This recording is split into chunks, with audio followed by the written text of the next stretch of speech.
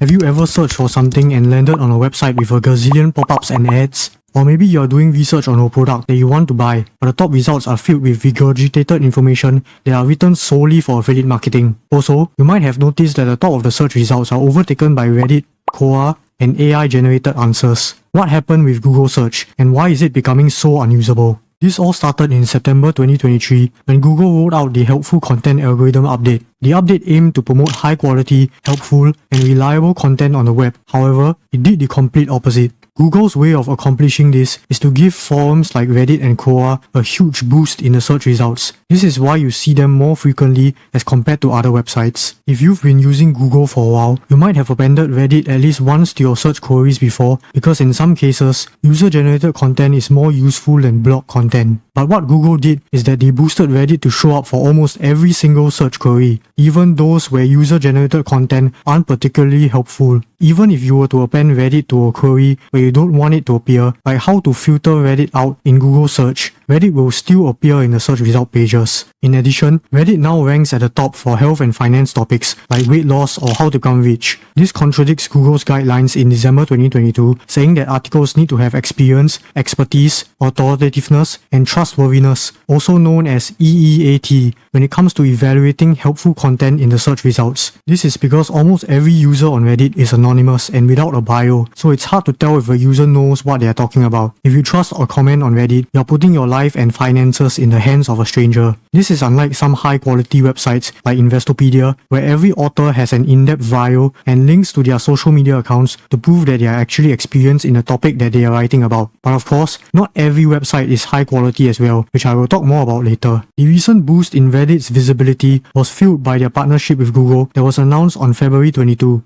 Coincidentally, Reddit became a public company on March 22, a month later, and reported record user traffic and revenue in their Q1 earnings, which skyrocketed their stock. The partnership allowed Google to access Reddit's API, display Reddit's posts and comments, and use their data to improve their search generative experience, also known as SGE. If you don't know what SGE is, it uses AI to generate answers when you search for something on Google. However, SGE is completely unusable right now because it's inconsistent, dangerous, and filled with spam for certain search terms. Ever since Google's Helpful Content Algorithm update in September 2023, the search results pages have also been filled with user-generated spam from websites like LinkedIn, GitHub, Google Groups, .edu, and .gov websites for certain search terms. For example, searching for a term like free Robux displays complete spam results for Microsoft, GitHub, LinkedIn, and even Amazon. These pages are created on authoritative websites by spammers with the intention of manipulating the search results. This tactic is known as site reputation abuse, which Google aims to fix in the May spam update. However, I've been browsing through the various search terms and not a single thing has been done to penalize these pages yet. In fact, these spam pages are more prevalent than ever and has been ongoing for more than 7 months now, ever since the Helpful Content update. Instead, Google focused on penalizing coupon pages for mainstream websites because they are deemed as search ranking manipulation. Because of the rise of Reddit, search generative experience,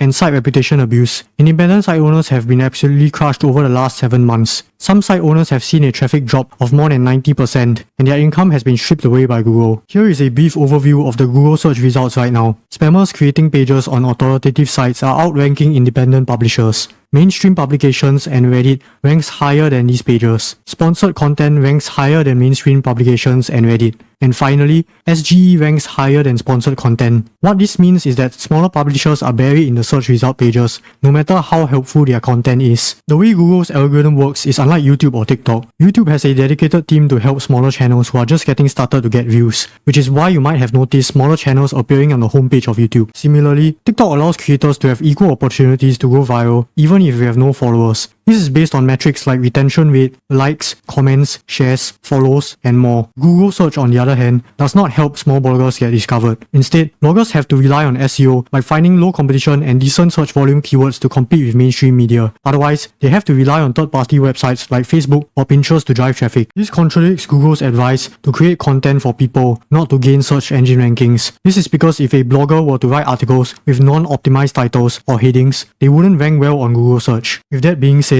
let's move on to mainstream media, also known as MSM. Currently, 16 companies are dominating the world's Google search results, and now 17 if you add Reddit. This includes Hearst, Future, Red Ventures, and Vox Media. These websites will continue to rank at the top of the Google search result pages because they have a lot of links pointing towards them. Google has more than 200 ranking factors, but one of the most important factor is known as PageRank. What this means is that if a lot of high quality websites link to a website, that website will rank higher on Google. This is similar to likes on social media platforms. The more likes a post has, the more likely it will be shown to other users. The problem with PageRank being one of the most important ranking factors on Google is that even if a blogger were to create the most helpful content targeting a high competition keyword like iPhone 13 review, it will never rank well on Google search. This is because the keyword is too high in competition, and the blogger's website probably has too little links to compete with mainstream media. Even if that blogger bought the product, used it for a long time, and wrote an unbiased review about it, their review will still be buried under articles from mainstream publications that are optimized for affiliate marketing. This is because one of the main ways that Google can tell whether a website is reliable or credible or not is the number of quality links that are pointing towards it. This contradicts Google's own search optimization advice, which is not to focus too much on links and create the most helpful and useful content instead.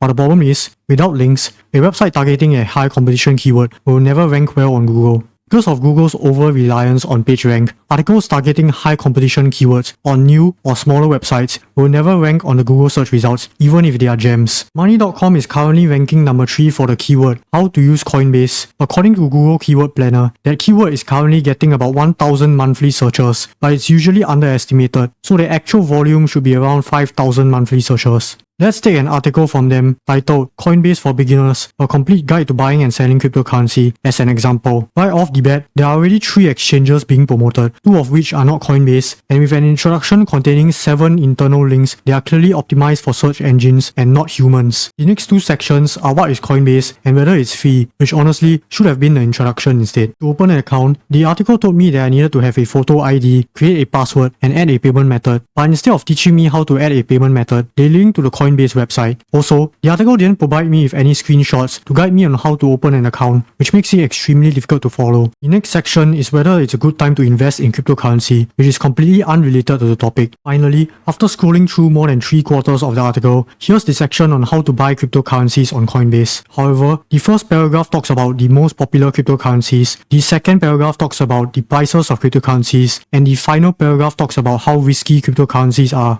This entire section that is supposed to teach me on how to buy cryptocurrencies on Coinbase didn't actually teach me how to buy cryptocurrencies on Coinbase. Instead, it's just a bunch of useless and vague information to promote Coinbase for affiliate marketing. And yet, this article is ranking number 3 on Google search just because the website has an extensive link profile. Google says that PageRank is getting less important, but how is this article ranking so high even though it's completely useless and unhelpful? I posted this rather controversial SEO tip back in 2022 and caught the attention of Google Search Liaison. In the tweet, I recommended site owners to include a nofollow link when linking to another page targeting a similar keyword. This is because if an author links to another article targeting a similar keyword, they might not outrank it. Danny responded saying that authors should link to the source if it was important in helping them create content because that's fair and deserves credit. Now here lies the problem. There are many site owners who published hundreds to thousands of original content. However, the vast majority of other websites did not link back to them. This is how most of the search industry is: unethical, greedy, and selfish. This won't change as long as link equity remains as one of the top ranking factors. Mainstream media like Forbes,